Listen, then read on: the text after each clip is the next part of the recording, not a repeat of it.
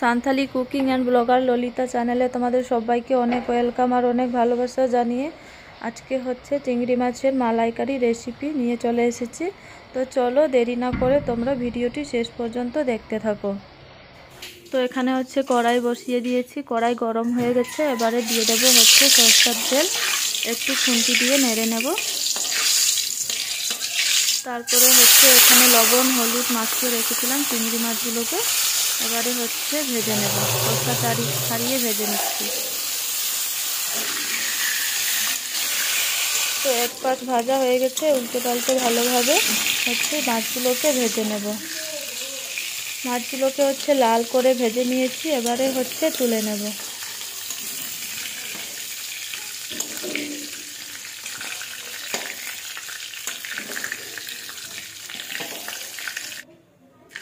এবারে হচ্ছে ওই তেলে আদা রসুন বাটা, পেঁয়াজ বাটা, কাঁচা লঙ্কা, জিরে, ধনে বাটা আর দিয়ে দেবো হচ্ছে দুটো টমেটো কেটে রাখা কুচি করে, দিয়ে হচ্ছে ভালোভাবে নেড়ে নেব।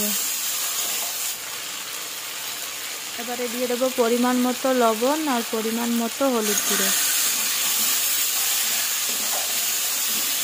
দিয়ে হচ্ছে মশলার সাথে টমেটো ভালোভাবে কষিয়ে নেব। ভালোভাবে একটু কষিয়ে নিয়েছি। এবারে হচ্ছে টক দই দিয়ে দেবো হচ্ছে পোস্ত বাটা। টক দই আর পোস্ত বাটা দিয়ে আবারও মশলা ভালোভাবে কষিয়ে নিয়েছি।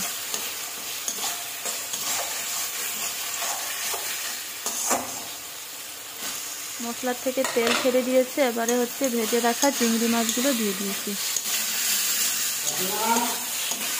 মশলার সাথে চিংড়ি মাছ ভালোভাবে নেড়ে চেড়ে মিশিয়ে নেব।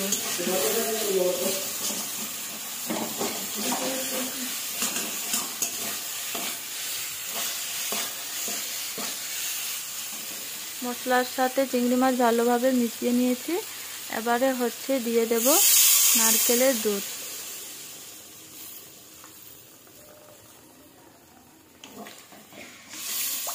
নারকেলের দুধ দিয়ে আবারও একটু নেড়ে নেব। নেড়ে হচ্ছে ঢাকা দিয়ে রেখে দেব। ঢাকা দিয়ে হতে দিয়েছিলাম, তারপরে হচ্ছে ভালোভাবে ফুটে গেছে। আর এখন আমার তৈরি হয়ে গেছে চিংড়ি মাছের মালাইকারি রেসিপি। আর রেসিপিটি তোমাদের কেমন লেগেছে অবশ্যই কমেন্ট বক্সে কমেন্ট করে জানিও।